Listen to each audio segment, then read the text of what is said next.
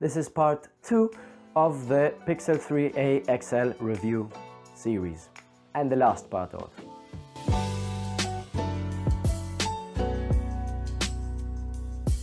So now I'm going to talk about maybe the main feature of this phone, the camera. And I don't usually talk very long about cameras because up until this point I was never very interested in the cameras of a phone. But this time I'm going to talk about it. I have to, I don't have no other choice. And now I'm quite more interested than I used to be in smartphone cameras. So I have been taking a lot of photos. If you know my Instagram, you know this. So well, let's begin.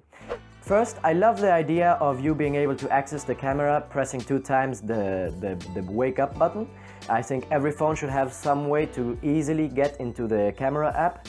But at the same time, I don't like that when you're in the home screen, I mean in the locked screen before unlocking your phone, the only thing you can do is interact with notifications, see the time, or unlock your phone. You don't have an option to swipe left to open the camera or swipe right to access Google Assistant or something like that. I think that's a bit weird, but that has more to do with the OS than with the camera really. Now yes, diving into the camera. In this case we have a 12.2 megapixel camera with an aperture of f1.8. And these are basically the specs that you need to know for the photo quality of the camera. It doesn't sound great, but when you see the photos you see it really is great. And I've tested this smartphone camera a lot. I've tested it against light, against the sun directly in a lot of cases. I've tested it in situations of low light. I've tested, I don't know if you would call it shutter speed with a smartphone camera, but let's call it shutter speed for the sake of calling it something. And I've tried it with portrait. Now, I have to say, low light, I think it looks great. The night sight mode on this phone is just great, but it also has to do a lot with software and maybe not that much with hardware. So I have a friend of mine who downloaded the Google camera on his OnePlus 6T, I think it is, and he tested the night sight and it looked really very good. Not as good as mine, but still very good. So I think you can improve your smartphone camera quality a lot just by installing this app. Although you can never upgrade hardware just with software, that just doesn't work that way. But it does help. Low light is great, but again, it's not magic. I've tested it always with some source of light, even if it's not the sun directly. But I've also tested it in moments of total darkness, and it looks like you're seeing now on screen. So it's not magic, it's just there's always ways to improve, let's call it, no? Against light, yes, works great. Shutter speed, I think, is great. The portrait mode is great, and have in mind that we only have one camera here, so it's doing it all with software. It's not using 2 cameras like most of the phones do, or 3 cameras nowadays even. Although it does do mistakes sometimes in deciding where the line should be drawn between what is going to be blurred out and what is not going to be blurred out. And it is much difficult to use portrait with something that is not a human face, so have that in mind. Then there's a mode that can shoot 360 images, I'll call it, which I think is great, especially if you want to later on view it with in virtual reality.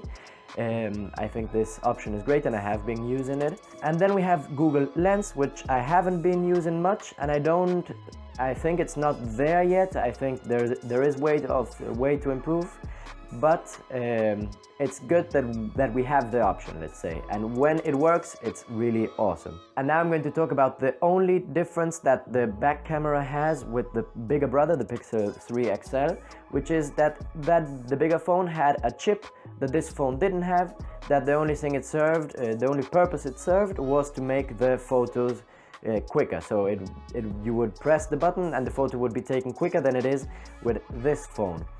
So this phone does it on the SoC, which means that it takes a little longer to take the photo, especially if you are using night sight. Going back to the shutter speed, that means that it will take a bit longer, but still, but it's decent, it's totally decent. So now talking about the video camera, again in the back, we can record either in 4K at 30 FPS or in 1080p up to 120 FPS, of course in slow-mo. This video is being shot on the Pixel 3a XL, so if you want to judge how everything looks, the colors and all of that, you can do it by just watching this video. And then I tried slow-mo. I didn't try it so much, but I think slow-mo still has ways to improve. The slow-mo mode of this phone could be better. Of course, we have optical image stabilization, which is great. And just mentioning again a general view of the video camera, it is good, but it's not as good as the iPhone. I think this camera is better than the iPhone, and it is the best smartphone camera you can buy in what respects photo quality, but not video quality. Video quality is good, but it's not as great as the iPhone video quality, for example, could be. Now lastly, talking about the front camera, it's just one camera. As you can observe, the bigger brother has two array of cameras, which is great if you want to take selfies with a lot of people. I thought that was a good idea, but being this phone cheaper, I think it makes sense to take one of the cameras out. Now, this camera has an aperture of f2.0, 8 megapixels, and it can shoot up to 1080 in 30 FPS. Yes, I have all these plans, but you know what I like more than these plans? Knowledge. Okay, so this is how the camera sounds and how it films on the selfie mode. And yes, there's dogs barking in the back. So now I'm going to talk maybe about the second most important feature on this phone, the OS. And first I want to say that I've spoken about this with Felix, my partner from Geek's Reviews, because he broke his phone and he also bought this phone. So then we went talking about what I thought about it, what he thought about it. And I just want to leave clear that he doesn't feel the same way as I do in this aspect. I love the OS in this phone, he not so much. So we will do a review in Geek's Reviews, so if you want to hear his opinion about the OS, you can go over to Geek's Reviews. I'll leave a link somewhere down below, and you can check out the video when it comes out. So, first we are running Android P, of course. It will always be running the latest version of Android, well, not always, but for a very long time, and that has always been one of the advantages of Google phones, because since Android belongs to Google, Google phones usually are the first ones to receive updates together with OnePlus, I think, and are the ones that more time go on receiving updates until that they don't no more. So we have a basically pure Android experience. There are some tweaks here and there. It is not Android 1 because we have some things that changed. Like, for example, we have round icons. I specifically love round icons. I think they look cute, but you may not, so have that in mind. Then we also have some things like the Google feed. I don't know if it's really called like that, but I call it like that, and I also love this. And then another thing that I like is that we don't have, for example, the calendar app of the phone. Like, for example, with Samsung, you have the calendar app of Samsung, and then you have another calendar if you want to. You would usually be using Google Calendar, so you would install another one. Or the Notes app of Samsung, and then maybe Google Keep or something like that, because most people do use these services. But here no, here the apps that come pre-installed are Google Keep and Google Calendar. Well, Google Keep doesn't come pre-installed, but it installs once you unlock the phone. Well, then we have some features like what I already mentioned before, that it is always listening to music and that it will show it to you on the always on display. And then we have some features like, for example, certain systems of smart storage with Google Photos. Since the phone is everything Google, you can choose some things that will, for example, delete photos and keep them only in Google Photos on the cloud if you are low on space or whatever. Certain stuff like that I think are excellent. Felix doesn't, as I already said, but he'll give his opinion in Geek's Reviews videos. So, talking about the battery now, we have a 3750 mAh battery, which has, and it charges this phone at 18 watts, so 3 amps and 6 volts. And it has, the battery usually takes up until a day and a half or 2 days to unload totally. So you don't have to be charging the phone every day, which is good. I have a lot of times charged my phone having 50 or even 70% of the battery left yet. And I want to take a quick moment to note that I'm doing the review of the Google Pixel 3a XL, but the only difference between this phone and the Pixel 3a, the normal one, is the display. The display is smaller, I think it's 6 inches with 5 inches with the other one, and the battery that is bigger with this one. But besides from that, they are basically the same phone. So now talking about connectivity, because we do have some interesting things here. First, obviously we have LTE, we have NFC, which I think is great, and we have Bluetooth 5.0, which gives you certain advantages, like for example, that you can connect 2 devices at the same time. Of course, if everything is Bluetooth 5.0, you can, for example, have two speakers connected to the same phone, which is great. And now I'm going to talk about the accessories, because there is something that I want to say. First, we have the charger and we have the cable. The cable is obviously USB-C to USB-C. It's not USB-C to USB-A. And the charger that comes, the adapter, also has a USB-C plug in it. And Apple, this goes for you. I think this was a great idea, because nowadays most of the computers do have USB-C chargers. So I think this is a lesson in marketing, which you could take Apple, about courage, because this is courage. They didn't just connect a USB-C to a USB-A like most of the cables do nowadays. It's USB-C to USB-C, but it actually makes sense because most of the computers nowadays have USB-C.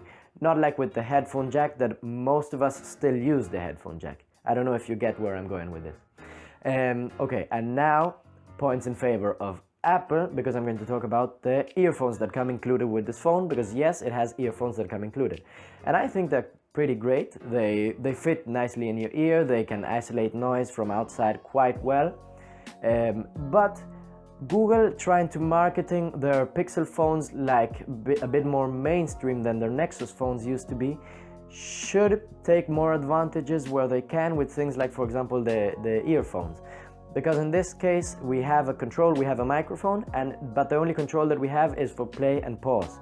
And to pass music, to pass songs, let's say. But you can't lower the volume and you can't put the volume up, which in Apple earphones you can do. And again, the earphones of Google are good. I'm not saying that they're bad, but they could be better. And it's not really important for them to be better, but at the same time, yes, it is, because Google is trying to market these phones like more mainstream. So if you want something to be more mainstream, small stuff like the accessories should be more, you should put more thought into them. I don't know if you get what I'm meaning. So lastly, conclusions. Would I recommend this phone? Would I not recommend it? And the question is not that easy to answer, because I think nowadays we have a lot of phones that are much more balanced than this phone. For the record, this version, the XL version, costs $460, and the normal version, not the XL one, costs $400. And as I was saying, there's a lot of phones that I think are cheaper, some that cost $300, that in a lot of cases even have a better processor, a better SoC, and a lot of specifications that are better than this phone, and that they're more balanced in general. This phone, I think it inclines the balance for many people too much on the camera side and too little maybe on their SoC side, to name something. I think the OS is very good, the battery is very good, the camera is very good, but the processor for $400 is not as good at it as it would be on other phones. So for 90% or maybe 80% of the people, I would recommend something like a Poco phone or a OnePlus, if you're not scared to go for those brands that for many are like underground brands, or even if they're not actually, but well, that's just how it is. You can also buy Motorola phones, which are very cheap and very good also. And just as I'm saying, this phone is not balanced. Now, if you are like me and you love a good OS experience, or well, at least for me it would be a good OS experience, and you love taking photos, which up until now I never really have, but now I do. Thanks to this phone, I have enjoyed taking photos. And the real reason I bought it was because for Technostate I do videos all the time, and having a good camera really helps for the business, let's call it, no?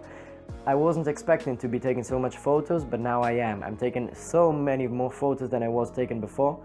And if that's something that you think you might like, this phone might be for you. To recap, it is very sexy, has a very good battery, you probably will love the OS experience, and the camera is just amazing. Now, the SoC and the RAM maybe is not that much, and there are phones that cost less and that give you like a more balanced option. So it is your choice to make if you're going to buy or not this phone. So well, that is it. It has been a long review, let's say, but we are finally in the end. I hope you enjoyed the video. I loved doing it and I hope you loved watching it. If you enjoyed it, don't forget to leave a like, don't forget to comment down below or subscribe if you want to watch more videos of Techno State, and I'll see you in the next one. Ciao, ciao.